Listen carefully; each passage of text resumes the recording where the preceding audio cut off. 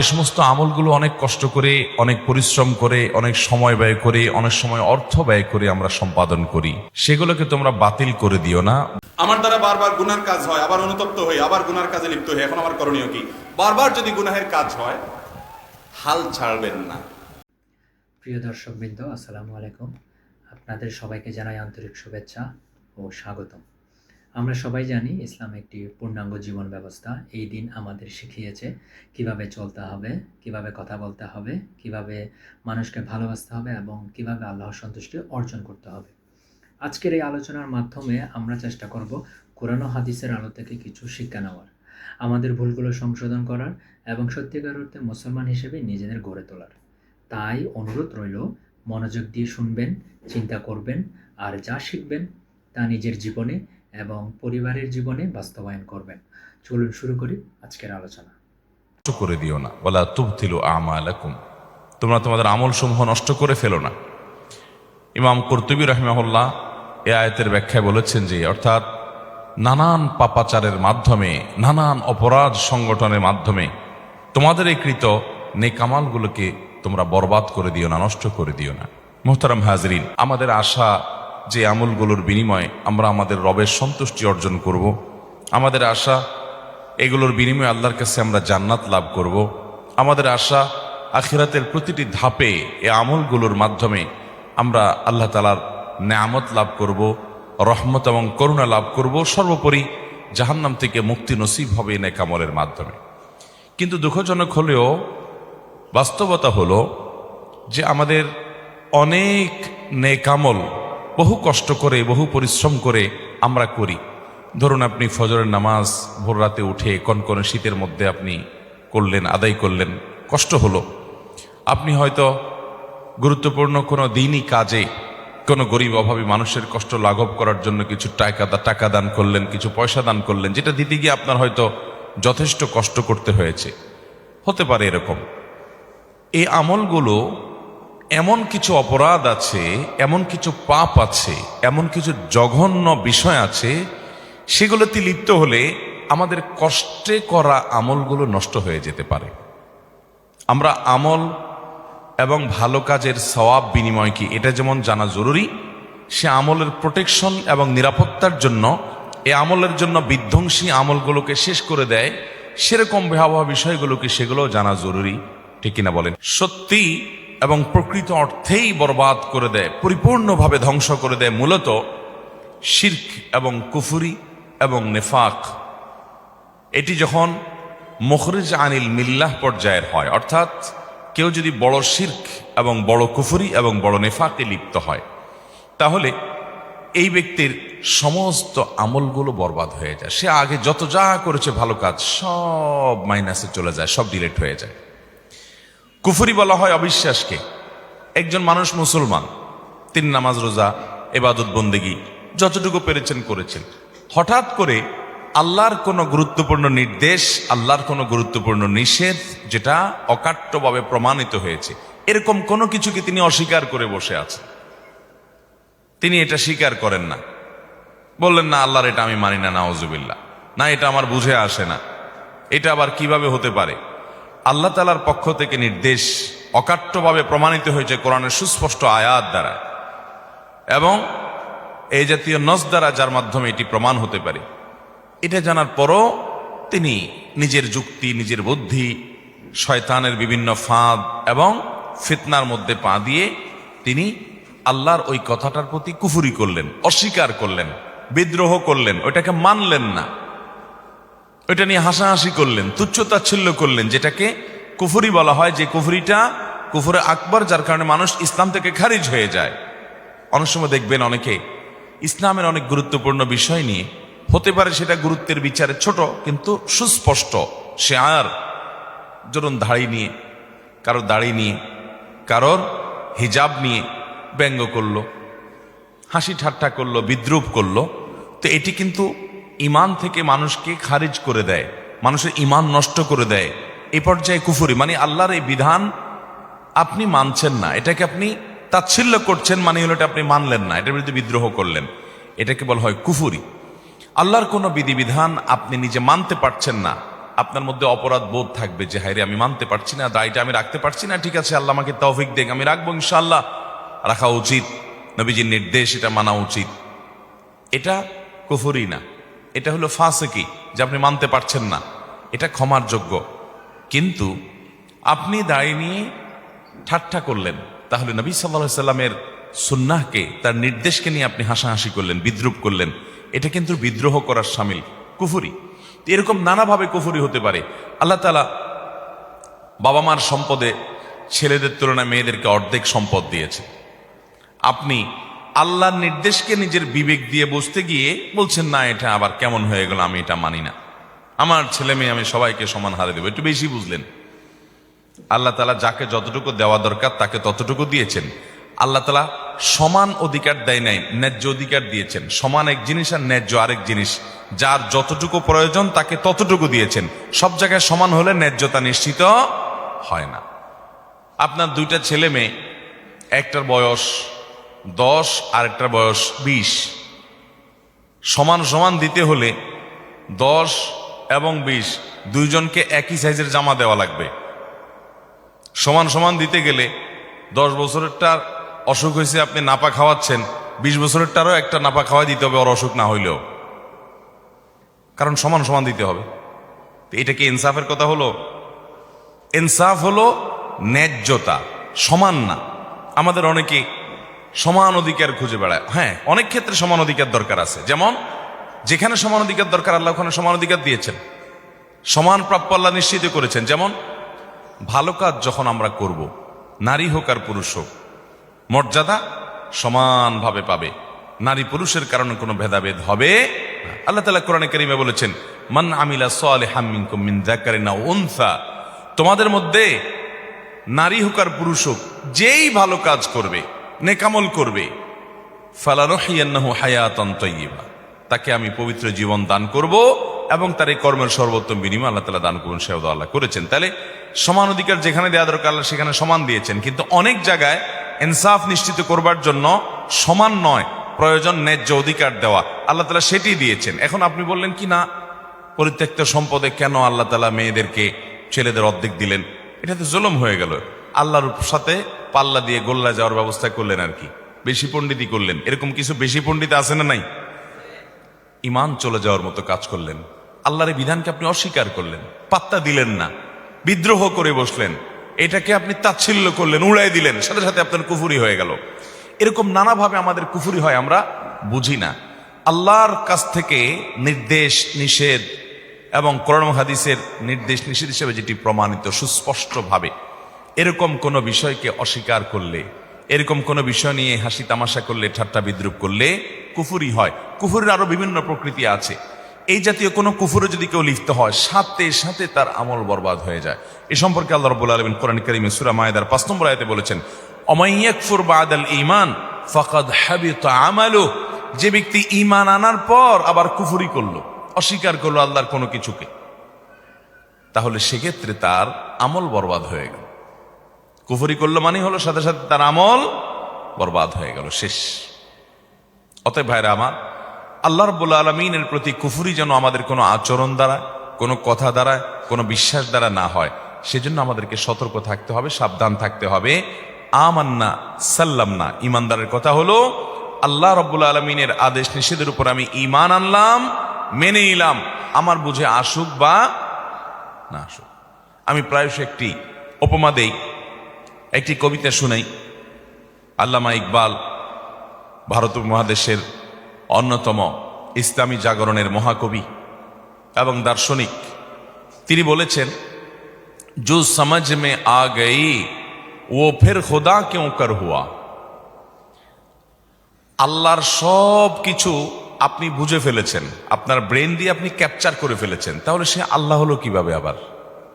আপনি একটা সৃষ্টি, আল্লাহর একেবারে ক্ষুদ্রাতি ক্ষুদ্র সৃষ্টি। আল্লাহর কত বিশাল বিশাল সৃষ্টি আছে, এই চন্দ্র, এই সূর্য, এই গ্রহ নক্ষত্র, নবমণ্ডল, ভূমণ্ডল, কত বড় বড় সৃষ্টি আল্লাহর আছে।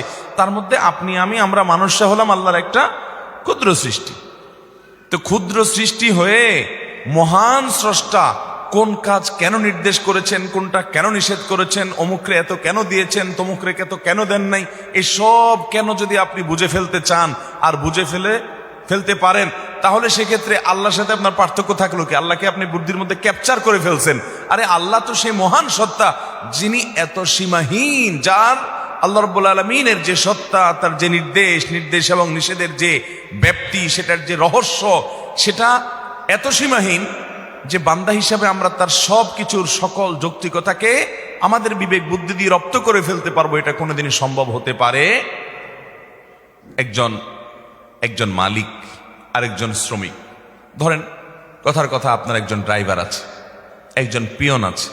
আপনি একটা বড় ফ্যাক্টরির মালিক, বড় ইন্ডাস্ট্রির মালিক, কোটি কোটি টাকা আল্লাহ আপনাকে দিয়েছেন, অনেক শত শত হাজার হাজার লোকজন আপনি চালান। আপনি হয়তো আপনার কোনো পিয়নকে একটা ল্যাপটপ দিয়ে বললেন, ল্যাপটপটা খোলো, খুলে আবার বন্ধ করো, খুলে আবার বন্ধ করো। ফোনে বলে দিলেন আমার ল্যাপটপটা একটু ওপেন করো, আবার শাটডাউন করে ফেলো। প্রায় এরকম বলেন। আপনার সে পিয়ন যদি বলে স্যার এই ল্যাপটপ ওপেন করলাম আবার শাটডাউন করলাম, তাতে কি হবে? এটা একটু কোনো কাজ হলো? এই বেহুদা কাজটা কেন করেন স্যার? এটা যদি সে বলে তাহলে তার এই বলাটা ন্যায্য হবে না। কারণ হলো স্যারের অনেক সুবিধা অসুবিধার ব্যাপার আছে, অনেক টেকনিক্যাল বিষয় আছে, হয়তো এটাকে রিফ্রেশ করার জন্য বা ওটা অন্য কোনো টেকনিক্যাল কারণে এটা রিস্টার্ট দেওয়ার দরকার। তো কোন কারণে কি করা দরকার এই ভদ্রলোক ড্রাইভার বা পিয়ন ওনার বুঝার কথা না, যেটা মালিকের বুঝার কথা। মালিকের সব কিছু যদি এই পিয়ন এবং ড্রাইভার ভদ্রলোক বুঝে ফেলে তাহলে এই তো মালিক হয়ে গেল, ঠিক না ঠিক? মালিকের সবকিছুর যৌক্তিকতা, সবকিছুর রহস্য এই ভদ্রলোক কি উদ্ঘাটন করতে পারবে? পারবে না। তাহলে মানুষে কতটুকু আর পার্থক্য? সেখানে যদি এই অবস্থা হয় তাহলে স্রষ্টার সাথে সৃষ্টির পার্থক্য কতটুকু? মোহতারাম হাজিরিন, এই জন্য আল্লাহ তাআলার কোনো আদেশ, কোনো নিষেধ, কোনো কিছু আমাদের যুক্তিতে বুদ্ধিতে কুলাক বা না কুলাক, আমরা ঈমান এনেছি, মেনে নিয়েছি। আল্লাহ তাআলার আদেশ নিষেধের মধ্যে যৌক্তিকতা, উপযোগিতা এটা অবশ্যই আছে। তিনি হাকিম, রহস্য ছাড়া, হিকমা ছাড়া, প্রজ্ঞা ছাড়া তার কোনো আদেশ নিষেধ অনর্থক কোনো কিছু তিনি করেন না। তিনি ফালতু কোনো কথা বলেন না। সেটা হয়তো আমার বুঝে আসছে না, পরের জেনারেশনে বুঝে আসবে।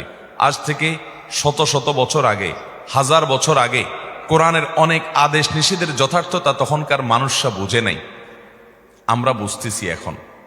আছে না এরকম বহু বিষয়? দিনে 5 বার ওযু। আচ্ছা বলেন তো, দিনে 5 বার ওযু করা, আবার প্রত্যেকবার ওযুতে 3 বার করে হাতের কবজি পর্যন্ত ধোয়া, আগে হাতের কবজি দিয়ে তারপর অন্য কাজগুলো করা। তখনকার সাহাবীদের আমলে, মক্কা মদিনাতে যে সাহাবীরা ছিলেন তাদের আমলে মানুষ ছিল অল্প কিছু, সামান্য হাতে গোনা কিছু মানুষ ছিল একটা শহরের মধ্যে।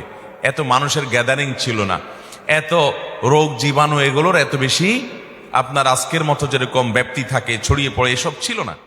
আবার তওবা করবেন, তবে চেষ্টা করবেন আগের তওবার চাইতে পরের তওবা যেন স্ট্রং হয়। খুব নিজেকে ভৎসনা করবেন আমি কত খারাপ, আগে না তওবা করছি আল্লাহর কাছে, আর এই কাজ করবো না, আবার করে ফেললাম। তাহলে এবার নতুন করে স্টেপ নেন, কেন হলো, ওখান থেকে আরো শক্তভাবে দূরে সরেন। এরপরে আবার কখনো গুনাহ হয়েছে আপনি মন ভাঙবেন না, আবার তওবা করবেন। মনে রাখবেন, আরে ये कुश्ती तो है अमर भर की, कभी वो दबा ले कभी तू दबा ले। শয়তানের সাথে লড়াই তো সারা জীবনের, কখনো সে আপনাকে হারাই দিয়া পাপ করায় ফেলবে, কখনো তওবা করে চোখের পানি ফেলে মালিককে খুশি করে আপনি পাস করে যাবেন। চেষ্টা করব না ইনশাআল্লাহ?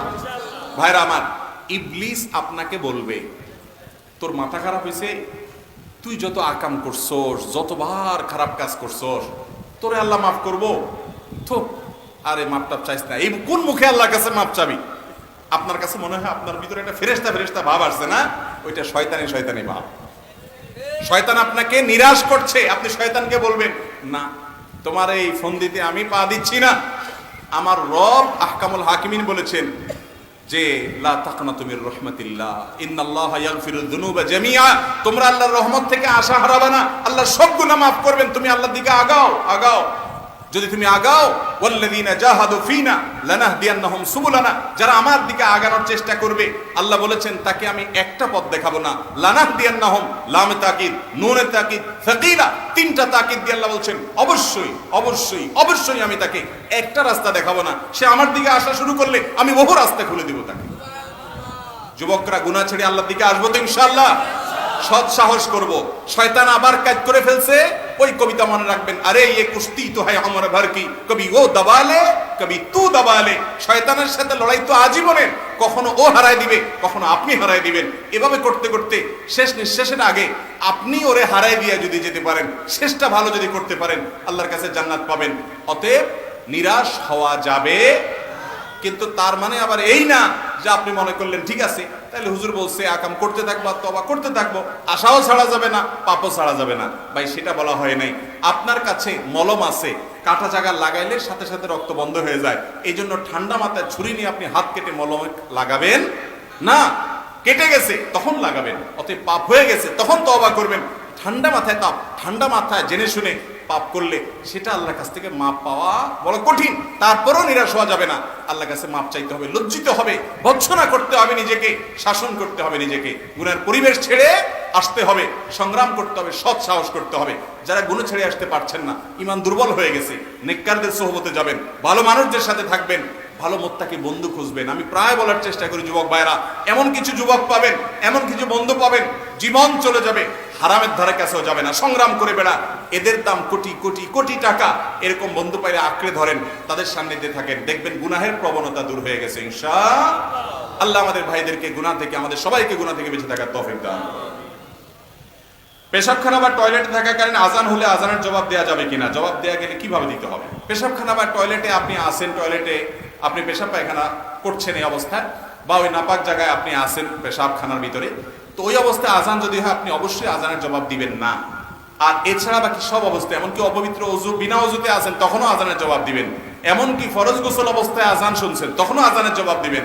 মুয়াজ্জিন যা যা বলে ওইটা তা বলা হলে আজানের জবাব দাও। আমরা অনেকে জানি না, মুয়াজ্জিন যখন আল্লাহু আকবার বলে, উনি বলে শেষ করার পর আপনিও বলবেন আল্লাহু আকবার। আশহাদু আল্লা ইলাহা ইল্লাল্লাহ যখন বলে আশহাদু আল্লা ইলাহা ইল্লাল্লাহ বলবেন। আশহাদু আন্না মুহাম্মাদুর রাসূলুল্লাহ যখন বলে আশহাদু আন্না মুহাম্মাদুর রাসূলুল্লাহ বলবেন। সাল্লাল্লাহু আলাইহি সাল্লাম এখানে না, শেষ করে আজানের জবাব দিবে, দোয়া পড়বেন, যখন আল্লাহু রাব্বানা দাও তখন সাল্লাল্লাহু আলাইহি সাল্লাম পড়বেন। এরপর হাইয়া আলাস সালাহ, হাইয়া আল ফালাহ, লা হাওলা ওয়ালা কুওয়াতা ইল্লা বিল্লাহ পড়বেন, বাকিটা যা বলবেন তা বলবেন। এভাবে যদি আপনি বলেন, মুয়াজ্জিন আজান দিয়ে যে সওয়াব পায় আল্লাহ তাআলা আপনাকে সেই সওয়াব দিবেন। আর মুয়াজ্জিন আজান দিয়ে কি সওয়াব পায় জানেন? মুয়াজ্জিন আজান দিয়ে সওয়াব পায় হলো যত মানুষ তার আজান শুনে আসে তাদের সবার সমপরিমাণ নামাজের সওয়াব এক্সট্রা হিসাবে মুয়াজ্জিন সাহেব পায়। বিশেষ করে আল্লাহর জন্য যদি আজান দেয়, আল্লাহকে খুশি করার জন্য। আমাকে একবার এক ভদ্র মহিলা আমেরিকা থেকে ফোন করে জিজ্ঞাসা করছেন, হুজুর আপনার এই বক্তব্য শোনার পর থেকে আমি আজানের জবাব দেওয়ার চেষ্টা করি, কিন্তু আমেরিকাতে আজানের জবাব সব জায়গায় শোনা যায় না। তো আমি চিন্তা করলাম যে মক্কায় আজান যেটা হয় এটা লাইভ যে ব্রডকাস্ট হয়, সরাসরি রেকর্ডেড না, তো ওইটার জবাব আমি দেবো। তাহলে মক্কা হারামের মুয়াজ্জিনের আজান শুনে কত মানুষ বাইতুল্লাহ নামাজ পড়ে, তাদের নামাজের ওজন কত, একে 1 লাখের সওয়াব পাচ্ছে, আমি ওইটা সওয়াব পাবো কিনা। আমি চিন্তা করলাম সুবহানাল্লাহ, একজন মেয়ে মানুষ, একজন নারী, তিনি ইসলামে দ্বীনের একটা বিষয়ে সওয়াব আহরণের জন্য কি পরিমাণ তার পাগল পড়া, কি পরিমাণ তার স্পৃহা এবং আগ্রহ। তো আমি বলেছি আল্লাহ তাআলা আশা তো করা যায় হাদিসের ভাষ্য অনুপাতে আল্লাহ তাআলা আপনাকে আজর এবং সওয়াব দিবেন। এই জন্য আজানের জবাব দিবেন তো ইনশাআল্লাহ। অনেকে আমরা আছি এটা জানি না, কয়েক আজানের জবাব শুনলে প্রথম যে আজানের আজান শুনছেন ওইটার জবাব দিবেন, তারপরে রেকর্ডেড আজানের জবাব না, আবার লাইভ আজানের, মসজিদের মাইকের আজানের জবাব শুন দিবেন। কিন্তু এই জবাবটা সর্বাবস্থা দিতে পারেন। ফরজ গোসল হলে তখনও গোসল করা ছাড়াও আজানের জবাব দিতে পারবেন, কিন্তু টয়লেটে দিবেন না, কারণ ওই জায়গায় আল্লাহর নাম উচ্চারণ করা জায়েজ না। আব্দুল্লাহ ইবনে আব্বাস রাদিয়াল্লাহু তাআলা সহ অনেক সাহাবায়ে কেরামের ফতোয়া আছে উপরে নিষেধাজ্ঞা যে টয়লেটে আল্লাহর নাম নেওয়া যাবে না। নামাজে ওয়াজিব ছুটে গেলে সাহু সিজদা দিলে নামাজ হয়ে যায়, কিন্তু কেউ যদি শেষ বৈঠকে তাশাহুদ পড়ার পর সিজদায়ে সাহু না দেয় এবং দুরূদ ও দোয়া মাসুরা পড়ে ফেলে, এরপর সিজদায়ে সাহুর কথা স্মরণ হলে করণীয় কি?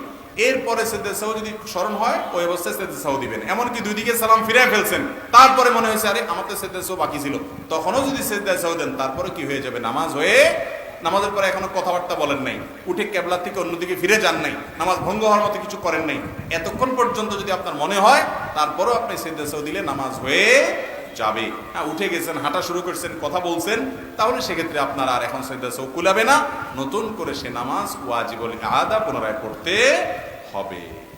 ভাই আর অনেক প্রশ্ন আছে, কিন্তু রাত অনেক হয়েছে, আমাদের ফজরের সালাত আদায় করতে হবে।